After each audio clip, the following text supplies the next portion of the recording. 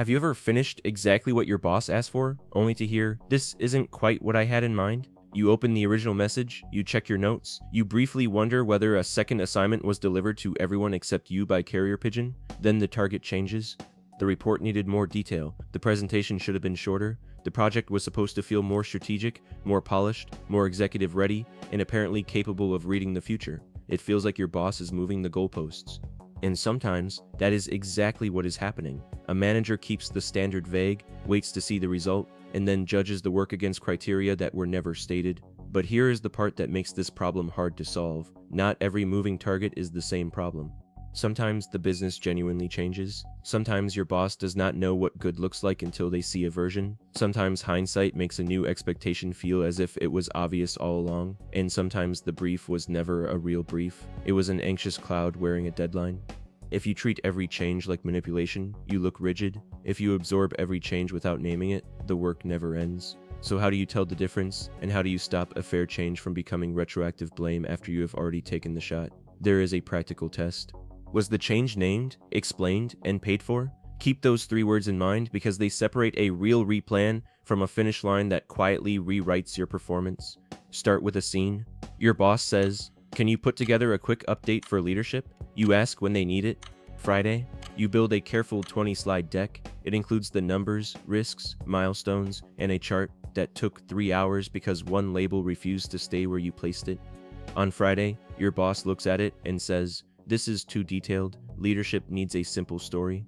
Were the goalposts moved? Maybe. But notice how much meaning was hiding inside the word update. You heard a complete account of the project. Your boss meant 5 minutes of reassurance for executives who already have 12 other topics. Neither interpretation was ridiculous. The assignment was underspecified. The first part of the problem is interpretation debt. Every vague request creates several possible versions of success. If nobody chooses one at the beginning, the team still pays for that decision later.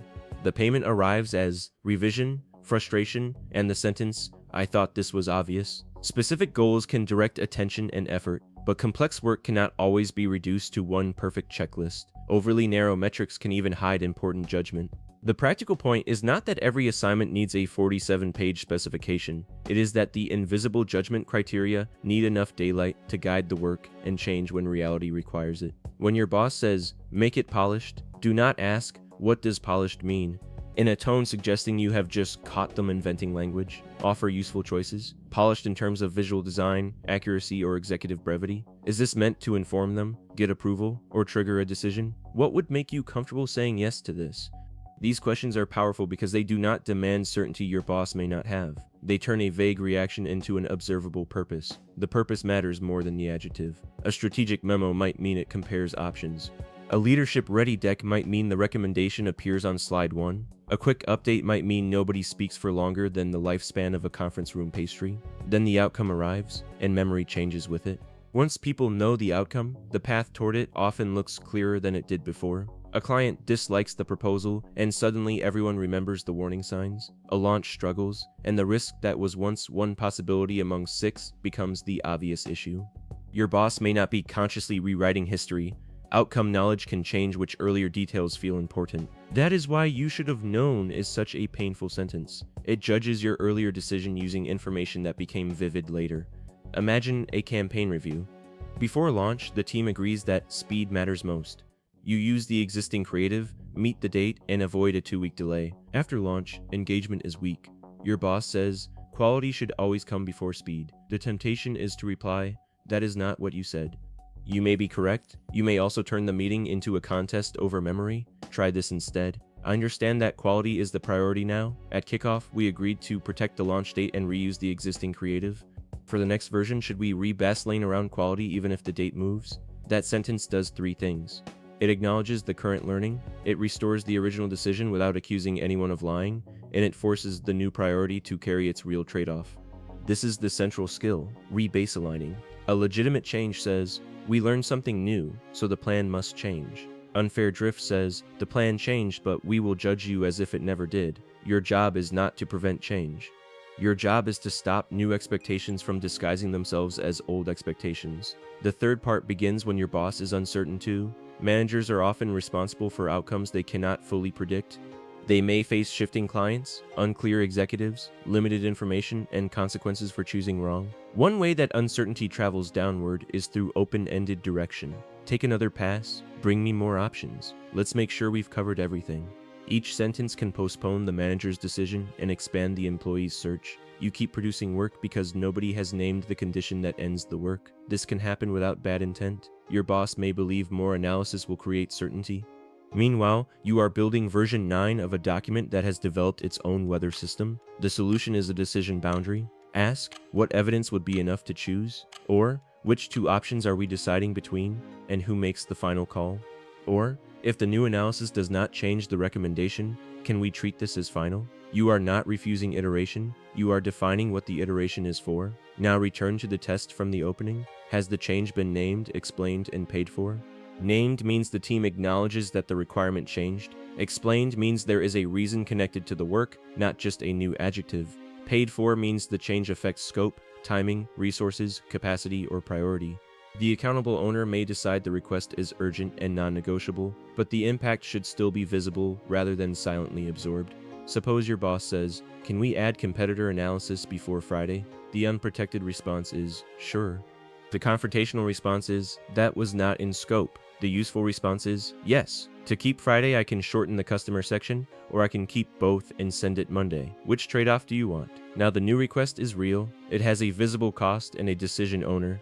This is not being difficult. It is giving your boss control over the trade-off instead of pretending the trade-off does not exist. Before the work begins, build a small definition of done. You usually need 6 things. The outcome, what should be different after this work exists.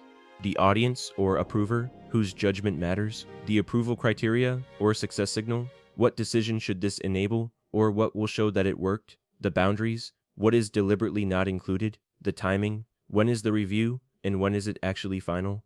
The trade-off, if something new is added, what can move. You do not need to announce, "I am now creating a governance framework." That can make a 2-page memo feel as if it is applying for planning permission. Use normal language. Let me make sure I'm aiming at the right target. The goal is to get approval for option B. The VP is the final audience. We need cost and risk on one page, and the detailed analysis can sit in the appendix. Is that right? If your boss says yes, send a short recap, confirming my understanding. Then list the outcome, the deadline, the key criteria, and anything out of scope. Documentation is not magic armor. A written recap cannot force someone to be fair, but it creates shared memory before hindsight arrives with a marker pen. During the work, show direction before polish. Many employees disappear for a week, perfect the deliverable, and reveal it at the end. That feels efficient until the manager says, "This is not what I pictured." Do not wait until the work is expensive to discover the interpretation was wrong. Show a low-cost artifact early, an outline, a rough first page, 3 proposed headlines, a sample chart, or a 1-minute verbal walkthrough. Ask a directional question, not "Any thoughts?" Is this the level of detail you expected? Does this recommendation feel direct enough? Before I build the remaining slides, is this the story you want leadership to hear?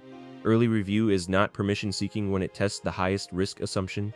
It is cheaper than discovering at 95% completion that your boss imagined a different product. When feedback arrives, separate correction from expansion. A correction means the work does not meet an agreed criterion. An expansion means a new criterion has appeared. If it is unclear which one you are dealing with, ask whether the feedback reflects an agreed requirement, a previously unstated expectation, or genuinely new scope before assigning blame or cost. Treat them differently. If the work is wrong, correct it. If the work has expanded, re-baseline it. Say, "I can make that change." It adds a new audience and 2 sections to the original brief. Should the deadline move, or should we reduce something else? Do not use scope creep as a conversational air horn. Name the concrete difference. If your boss insists that the new expectation was always implied, avoid a courtroom reconstruction unless the stakes require it. Try, "We may have understood the original brief differently. My notes captured A, B, and C. I can add D now." Going forward, can we include the approval criteria in the kickoff recap? The goal is not to win custody of the past, it is to make the next target harder to overwrite. What if the pattern is chronic? Every project begins vague, every draft creates new requirements, every finish line moves. You are evaluated against standards that only appear after the work is visible. Then stop treating each revision as an isolated misunderstanding. Track the pattern for a few projects: original request, new requests, trade-offs raised, decisions made, and final evaluation. Then have a process conversation when nobody is defending a specific deliverable. I've noticed our projects often add evaluation criteria late in the process. I want to reduce rework. Could we agree on the audience approval test and trade-offs at kickoff, then explicitly re-Vaseline when those change? This is stronger than "you always move the goalposts" because it describes an observable workflow and proposes a repair. If the manager repeatedly refuses clarity, denies written decisions, adds work without trade-offs, and uses new criteria to punish performance, the pattern may be more than ordinary iteration. Protect yourself with shared status updates, bring dependencies and changes into visible project channels. Where it is safe and appropriate in your workplace, ask a project owner or another responsible leader for a standard kickoff and change process. Keep your own record of commitments and revisions. Escalate the operational risk, not your theory about the manager's character. If the pattern affects formal ratings or involves retaliation, discrimination, or a policy concern, preserve only records you are permitted to keep and use an appropriate formal support channel. We are seeing late criteria changes that add rework and make delivery dates unreliable. I would like a shared definition of done and a visible changelog for this project. That gives another leader something concrete to evaluate. There are a few mistakes to avoid. Do not demand perfect certainty before you begin. Some work is exploratory, and the first version exists to discover the target. If that is the assignment, name it. This first pass is for learning, not final approval. After review, we will lock the decision criteria. Do not turn every new insight into evidence of betrayal.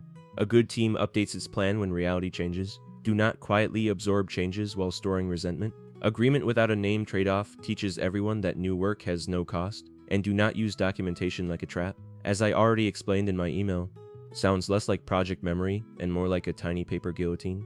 Keep the record neutral, shared, and forward-looking. Here is the complete system. Before the work, define the outcome, audience, evidence, boundaries, timing, and trade-offs. Early in the work, test direction with a cheap artifact. When something changes, name it and ask what moves with it. After decisions, send the smallest useful recap. And when the target has genuinely changed, re-Vaseline without pretending the new target was always there. You cannot stop every boss from changing their mind. Work contains uncertainty, and sometimes changing direction is the correct decision. But you can make the difference between learning and rewriting visible. The finish line is allowed to move. It is not allowed to move invisibly and then blame you for arriving at the place everyone originally agreed on. If this gave you language for a project that somehow reached version 12 without becoming more final, hit like and subscribe to Office Tells. And in the comments, tell me the vaguest feedback you have ever received at work. Keep it anonymous. Make It Pop has already retained counsel.